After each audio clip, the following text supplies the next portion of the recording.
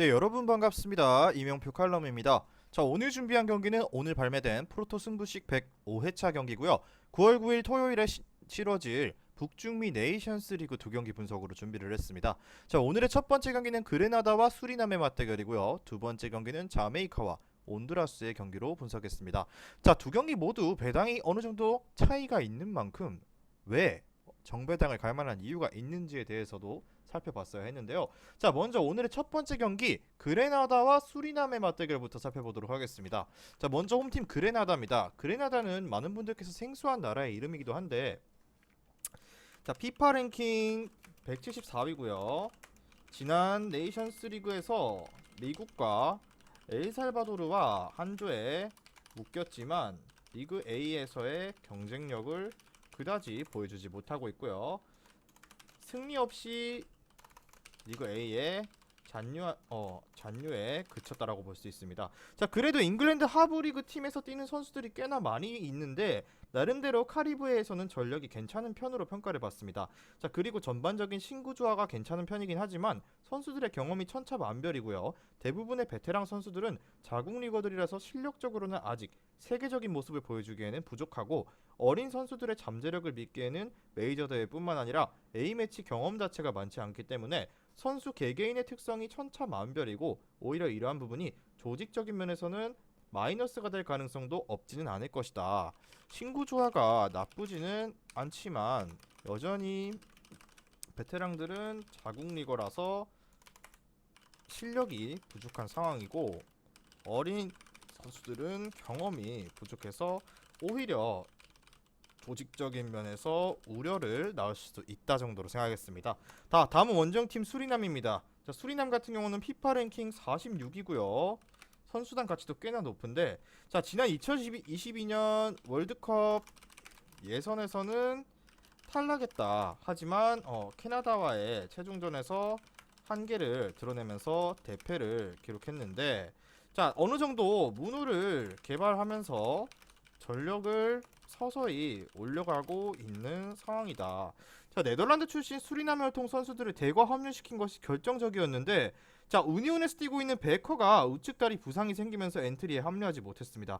자, 그럼에도 불구하고 수리남에는 트라부존스포르나 헤라클레스 등 유럽에서 뛰는 선수들이 대거 합류한 엔트리를 꾸렸고요. 상당히 유럽에서 뛰는 선수들을 대거 기용하며 엔트리를 꾸렸고, 상당히 괜찮은 전력을 구가하고 있는 상태다. 구축한 상태라고 보겠습니다.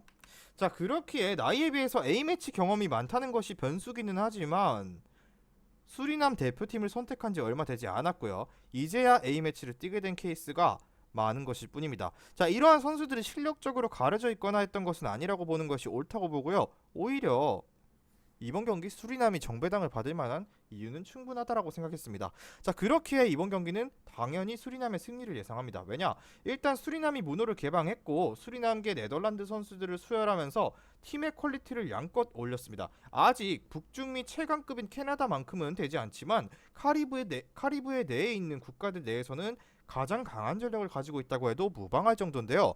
그렇기에 중요 포인트를 적자면 수리남은 수리남계 네덜란드 선수들을 대거 영입하면서 스쿼드의 퀄리티를 굉장히 끌어올려서 상위 전력으로 자리할 가능성이 높다. 자, 그렇기 때문에 이 경기 당연히 수리남 쪽 승리랑 수리남 마이너스 1.0 핸디슨 그리고 2.5 오버까지 예상하면서 바로 다음 경기 자메이카와 온두라스의 경기로 분석해보도록 하겠습니다. 금일 준비한 프로토 승부식 105회차 70배당 조합으로 준비를 했습니다. 조합이 궁금하신 분들께서는 영상 끝까지 시청하시고 영상 아래에 고정된 댓글에 링크를 클릭하셔서 수익방 입장하시면 매일마다 승부식 주력 조합, 고배당 조합까지 한 조합씩 무료로 받아보실 수 있습니다. 자, 다음 경기는 자메이카와 온두라스의 맞대결입니다. 먼저 홈팀 자메이카부터 살펴보도록 하겠습니다. 자, 자메이카 같은 경우는 자메이카는 서서히 북중미의 강호라는 칭호를 달고 있는데, 지난 골드컵에서도 조별리그 2위를 기록하면서 토너먼트에 진출에 성공했고, 4강에서 멕시코에게 아쉽게 꺾이는 모습을 보여줬습니다. 자, 그리고 최종 순위는 3위였는데 미국보다도 1승을 더 거두는 모습이었는데 역시나 자메이카 하면 육상이죠. 육상의 나라답게 선수들의 기동력이 상당히 빠른 편이고, 다만 이로 인해 홈에서 더 나쁜 성적을 보여주고 있는데, 상대가 아예 내려앉아버리면 기동력을 발휘할 수 있는 공간이 없어지고 오히려 득점력이 줄어들어 버리는데, 실제로 홈에서 52%의 점유율로 경기를 주도는 했지만 정작 무득점 비중은 43%를 차지하면서 무득점을 기록한 적이 없던 원정보다 득점력의 기복이 심해진 타입이고요. 팀의 에이스인 웨스트햄의 안토니오와 베일리가 모두 역습 상황에서 힘이 더 강해지는 타입이라는 점도 어느 정도 영향을 미치고 있는 자메이카라고 볼 수 있습니다. 자, 다음은 원정팀 온두라스입니다. 자, 온두라스 같은 경우는 지난 네이션스 리그에서 리그 A에서 조 2위를 차지하고 골드컵에 진출했는데, 그러나 조별리그 1승 1무 1패로 탈락하면서 강팀과의 경기에서 아직은 힘을 전혀 쓰지 못한다라고 볼 수 있습니다. 자, 그렇기 때문에 가끔씩 월드컵 본선에도 출전하는 온두라스지만 입지는 서서히 위태위태해지고 있는 상태다 정도로 생각하시면 될 것 같은데요. 다만 이번 상대인 자메이카가 온두라스를 까다롭게 여겨야 하는 이유는 분명히 있는데요. 침대 축구를 대놓고 시전하는 등 흡사 중동 국가들과 비슷한 스타일을 보이는 온두라스인데요. 템포가 빠르고 기동력이 중심인 자메이카를 상대로는 오히려 템포를 일부러 끊어먹으면서 플레이할 것이 유력하고, 다만 본인들의 거친 플레이 스타일 탓에 페널티를 내주는 빈도도 높기 때문에 불필요하게 실점하는 양상도 어쩌면 나올 수도 있다.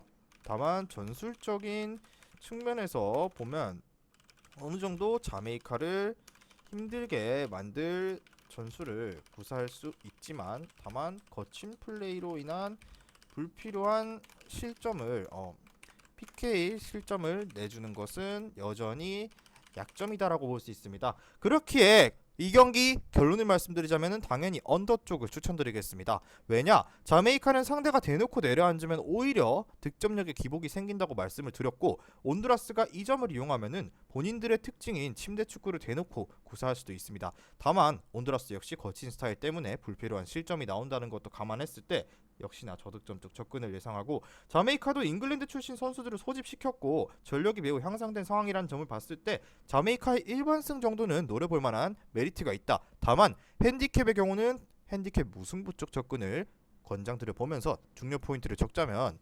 자메이카는 상대가 대놓고 내려앉으면 오히려 득점력이 줄어드는 모습을 보여왔지만 그럼에도 전력적인 차이를 보면 자메이카가 우세한 경기를 치를 전망입니다. 이렇게 정리를 하고 자메이카 승리에 마이너스 1.0 무승부 2.5 언더까지 권장 드려보면서 오늘의 첫 번째 경기 분석은 여기까지 하고 마무리를 해보도록 하겠습니다. 최종적인 조합은 수익방에서 공개합니다. 수익방 입장은 영상 하단에 고정 댓글 링크를 클릭하셔서 무료 입장하시면 매일마다 승부식 주력 조합, 고배당 조합까지 한 조합씩 무료로 받아보실 수 있습니다. 미리 말씀드리지만 제가 프리뷰해드린 내용은 말 그대로 내용 분석입니다. 수익으로 이어지는 최종 조합은 유튜브에 공개할 수가 없기 때문에 현재 영상 고정 댓글로 카톡 주시면 경기별 실시간 라인업 및 심판 성향까지 분석한 최종 조합 드리겠습니다. 저를 모르시는 분도 건승하시는 하루 되세요.